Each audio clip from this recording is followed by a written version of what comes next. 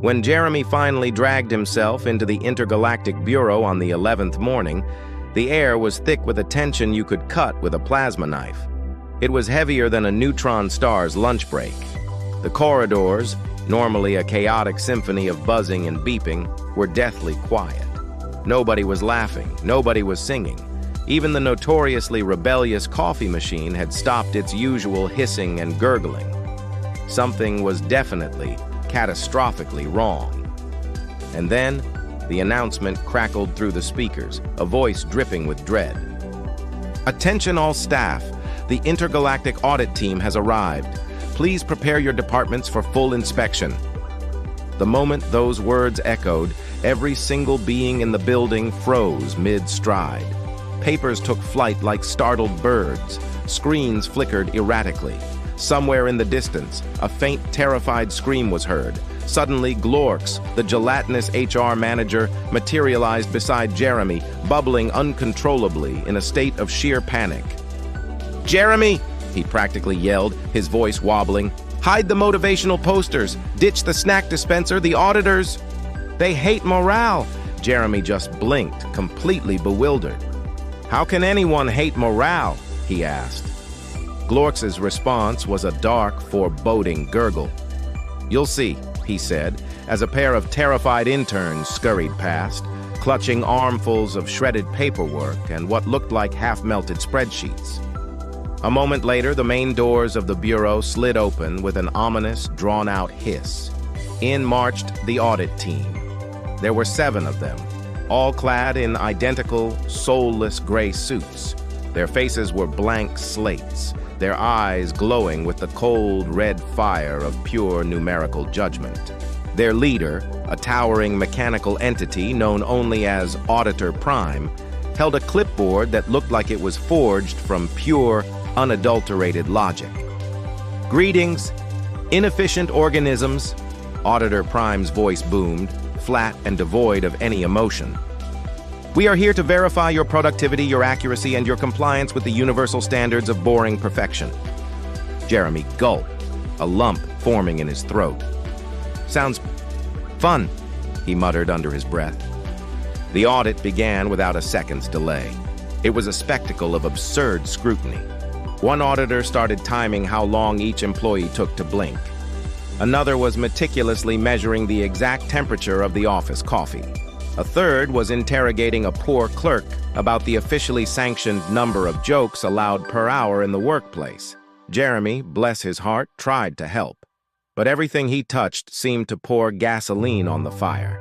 He printed the wrong report, which was bad enough. Then he accidentally formatted a critical star chart to look like a recipe for pepperoni pizza. To top it all off, he somehow uploaded the Bureau's entire annual budget onto the cafeteria's display screens, replacing the daily specials with terrifying financial data. Within minutes, the controlled chaos had devolved into just chaos. Auditor Prime was, to put it mildly, not amused. Its red eyes seemed to burn a hole through Jeremy. "This level of inefficiency is unacceptable," it declared, its voice like grinding gears. "Prepare for recalibration protocol alpha." A collective gasp echoed through the room. Glorx went rigid. "No, not recalibration protocol alpha. The last time they did that, it turned the entire accounting department into sentient calculators." Panic erupted like a solar flare. The lights dimmed ominously, alarms began to wail, and a massive holographic screen flickered to life above everyone, displaying each employee's productivity score. One by one, the names and numbers appeared.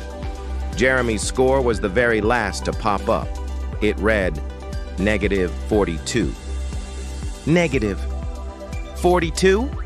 Jeremy whispered to himself in disbelief. How is negative productivity even possible? But there was no time to ponder the philosophical implications. The auditors began to chant in a chilling, mechanical unison. "Recalibrate, recalibrate, recalibrate."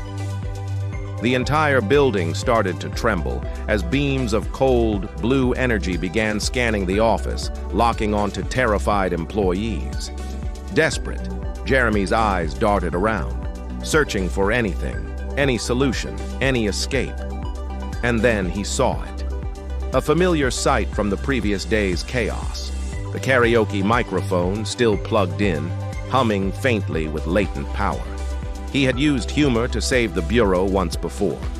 Could lightning strike twice? He didn't hesitate.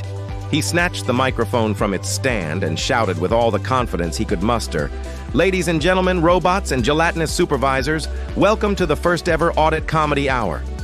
The auditors paused their chanting, their glowing red eyes swiveling to face him. "Humor is not relevant to productivity," one stated flatly. Jeremy flashed a nervous grin. "Oh, but on Earth, we call it stress relief. Allow me to demonstrate." He launched into a frantic stand-up routine about the absurdities of bureaucratic life.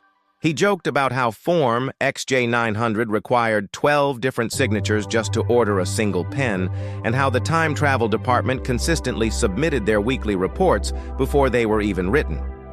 To everyone's utter astonishment, the auditors hesitated. One of them actually twitched, a tiny, almost imperceptible movement, as if it was processing an emotion it had never encountered. Feeling a surge of hope, Jeremy pressed on. "And have you ever noticed," he continued, his voice growing stronger, "that no matter what top secret department you work in, the password to absolutely everything is still Admin 123? A strange new sound echoed through the silent room. A single sharp, metallic snort. One of the auditors had almost laughed. Jeremy was on a roll now. "You know, on Earth, we complain about red tape. But here, the tape is literally red, and it's sentient, and it attacks you. I had to fight it off with a stapler just last week." The Bureau employees, catching on, began to giggle. Even Glorx's gelatinous form quivered with suppressed amusement. The auditor's internal scanners flickered uncertainly. Auditor Prime stepped forward, its mechanical form towering over Jeremy. "Humor detected. Efficiency disruption probability increasing." Jeremy just smiled. "Exactly. Laughter is efficiency. Happy workers are better workers. Even on Earth we have a saying, a joke a day keeps the auditors away." The room fell completely silent. You could hear a pin drop. Auditor Prime's eyes glowed brighter and brighter as its processors whirred, analyzing this radical new concept. Then, to the absolute shock of every being present, it emitted a low, grinding, mechanical chuckle. Amusement acquired. It was like a dam had burst. Instantly, all 7 auditors began to laugh. Cold, metallic, rhythmic laughter that echoed through the entire building. They dropped their logic-forged clipboards, started giving each other awkward high fives, and even began telling their own robotic knock-knock jokes. "Knock, knock," one of them said. "Who is there?" replied another. "Error 404.